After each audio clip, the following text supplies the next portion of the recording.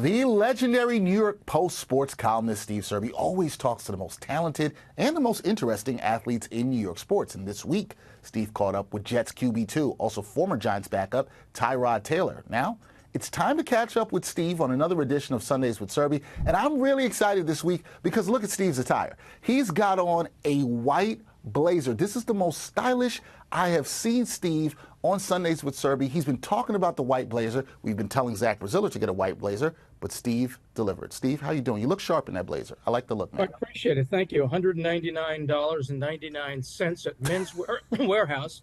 Just got it about 2 hours ago. 217 with tax, but that's okay. This gig is costing me money, by the way. I'm losing money.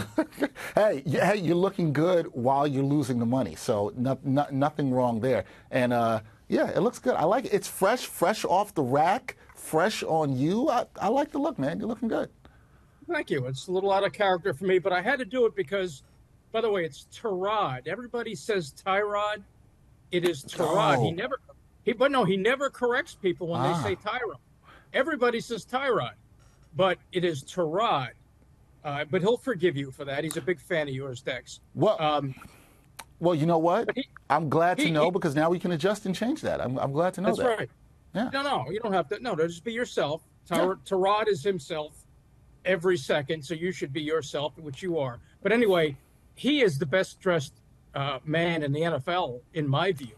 Just check out his Instagram account. Yeah. I mean, I haven't asked him yet, but I want to find out where he shops because he is, as we say, fly. He is in a league of his own. But he grew up in Hampton, Virginia. Yep. He was self-motivated, only child. He watched Allen Iverson and Missy Elliott and Aaron Brooks and Ronald Curry.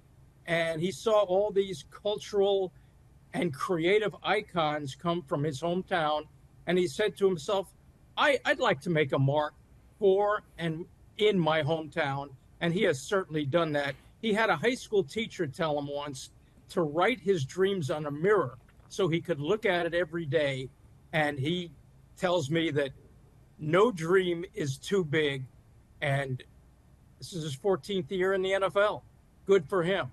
He's met the opportunity, seized the opportunity whenever it has come to him, not as a starter, sometimes as a starter, but look how fashionable this guy is. I mean, it's just, I have to find out where he shops. He says it starts with your appearance. So he's able to command a room and command a huddle by just being himself. And that's why his teammates respect him. He's a pro's pro. And I think, I remember when he was with the Giants a year ago, some of his teammates would marvel about how great he smelled. Now, I can't vouch for that, but he is very, very aware and conscious of his appearance. And like I said, he's the best dressed guy in the NFL as far as I'm concerned. Yeah, from reading your Q&A, I got that sense that, his fashion sense, his confidence, as you just spoke to, seemed to be a significant part of his identity. And, it sounds from what you're saying, too, it's definitely affected his approach to life, his career, his leadership as well, too. So, yeah, he's a very stylish guy. And look, he's had an impact on you. You talk to Tyrod, and then you end up getting a white blazer. So I feel like he had that impact on you, Steve. Talking to him and watching him in action, it was an inspiration to me, yes. Hey, lesson learned here, we can all be inspired and we can all push ourselves to greater things like Steve Serby did here in this week's Sundays with Serby. Steve, got to ask you this also because throughout your conversation with Tyrod Taylor, he spoke highly of Aaron Rodgers and his leadership and also his personal qualities. How would you describe Taylor's own approach to leadership, especially in the role of backup quarterback where he's been recently in his career? Well, you don't get to play 14 years in the NFL unless you're competitive as hell. And he's also very relaxed, very smooth. And his quote to me was, I've never met a Leo who wasn't a natural leader. So, yeah, he's not a rah-rah guy. His actions speak louder than his words, but he's a pro's pro. His teammates respect him. He's confident in who he is. He makes guys around him comfortable. He doesn't try to be someone he isn't, like so many people. And he does the right thing. He always does the right thing. And teammates and coaches have always trusted him. He's what Bill Parcells used to call a hold the fort guy.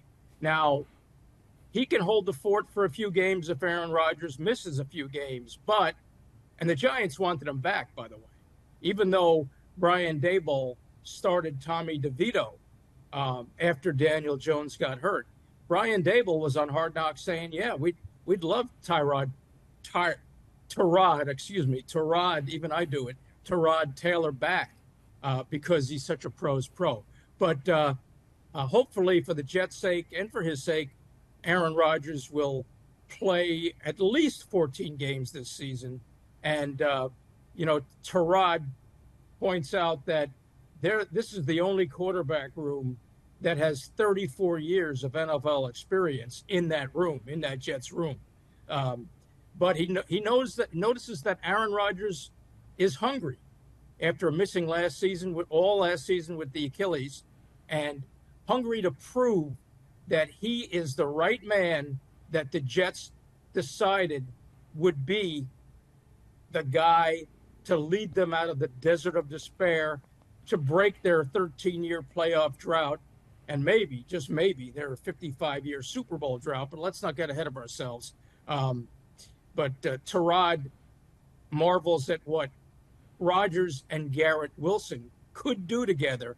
He says he's never seen a receiver track the ball the way Garrett Wilson can track the ball. And Garrett Wilson also is a guy who can run all day. And watch that. If you're a fantasy football fan, you might want to draft Garrett Wilson. But anyway, Tyrod is his class act, 14 years, good for him. Hold the fort.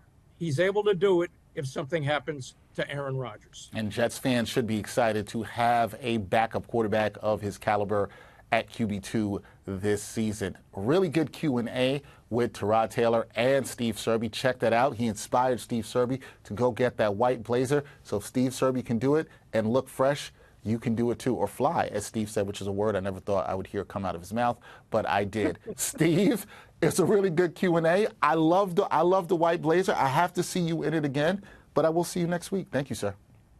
And you may see this on me again next week as well. Hey, I wouldn't be mad at that. Wouldn't be mad at that at all. And we can all thank Tyrod. We can thank Tyrod. Putting me $217 in the hole. Thanks, Tyrod. Thanks, Steve. Appreciate it.